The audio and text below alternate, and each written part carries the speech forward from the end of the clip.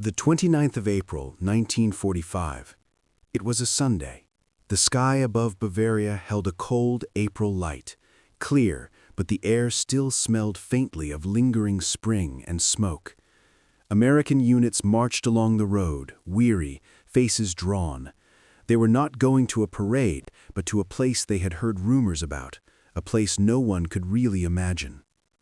People went expecting to see something terrible. What they saw shattered familiar categories of evil.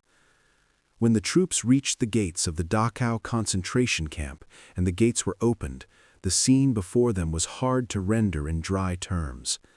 Along the siding lay rail cars crammed with corpses.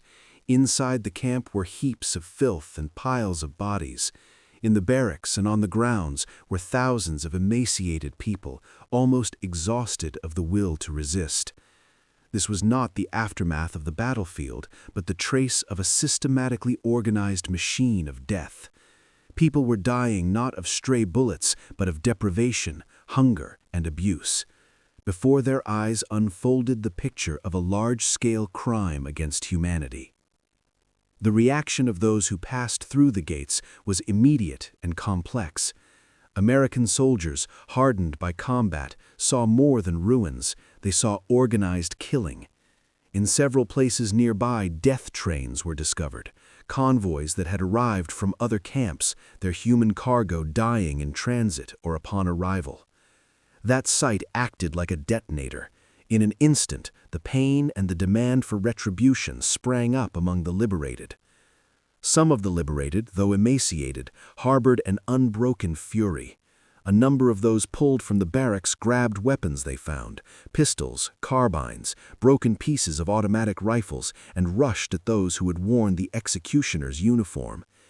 It is impossible to reconstruct every detail of those scenes. They were an explosion of feeling, a mix of delirious joy at being saved and a raw desire for vengeance.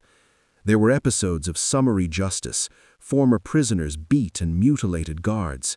At the same time, some American soldiers, stunned by what they had seen, lost self-control and in isolated incidents shot guards on the spot. Estimates of the number of guards killed in the first hours and days after the liberation as a result of such reprisals range roughly from 35 to 50. Sources vary, and precise accounting remains problematic. This double reaction, popular vengeance and attempts to maintain discipline, must be understood in context. On one hand, there were established legal norms for the treatment of prisoners of war and suspected criminals. On the other, there was a shock reality. Corpses lay before people. They heard testimonies of hundreds and thousands dead. They saw the marks of systematic abuse. For many present, the idea of subordinate justice in that moment seemed abstract and inadequate.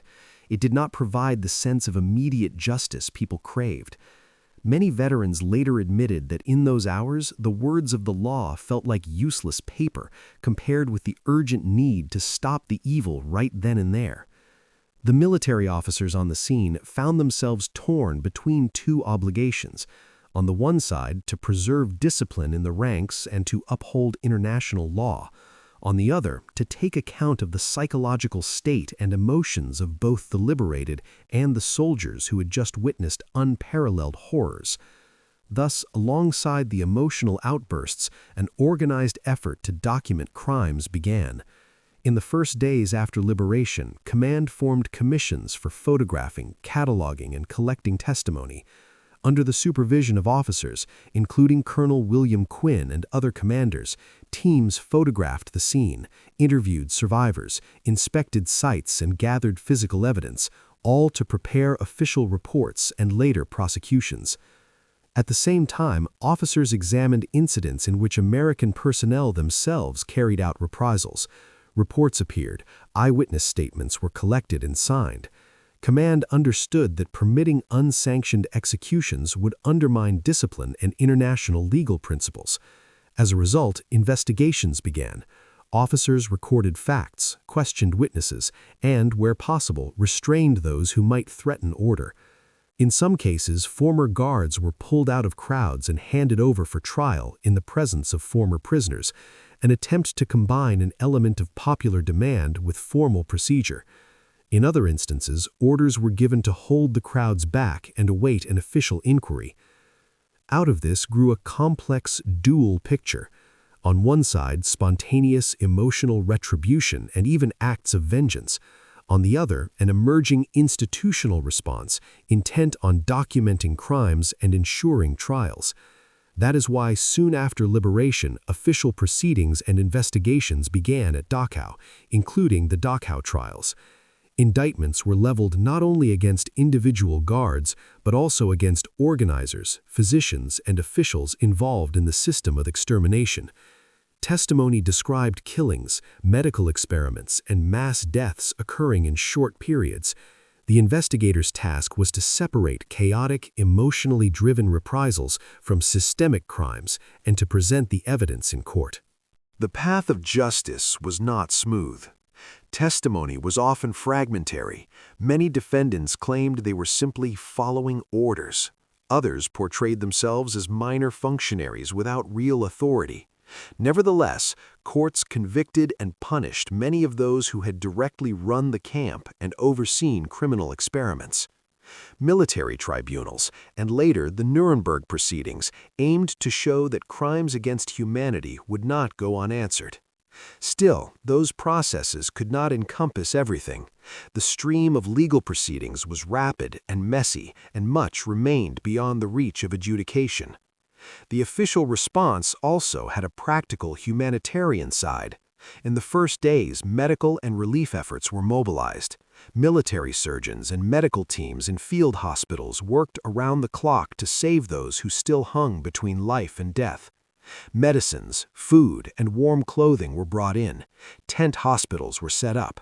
Sanitary reports recorded how death rates spiked in the immediate aftermath of liberation and then, as medical aid arrived, began to fall.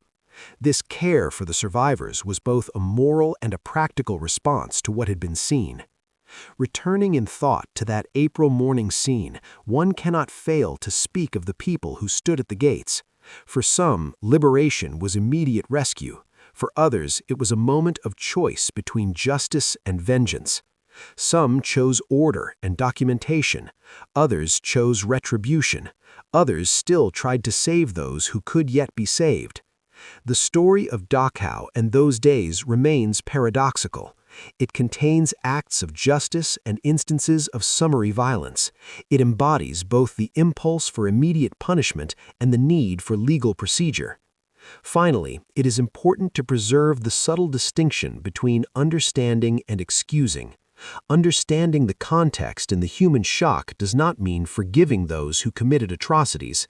It only helps explain why, in that hour, order fractured and why people acted as they did. When we recall Dachau today, we owe a threefold duty: to remember the victims, to work rigorously with the sources, and to teach future generations that even in righteous anger, one must not abandon the rule of law. If we try to sum up in the silence that never truly arrives after such events, a bitter lesson remains. Liberation is not only opened gates and jubilation. Liberation is a confrontation with the deepest evil, a temptation to revenge, and an obligation to conduct a fair inquiry so as not to spawn a new wave of lawless bloodshed. Dachau taught the world this price. The price of memory is high. The price of justice is imperative, and the price of compassion is great.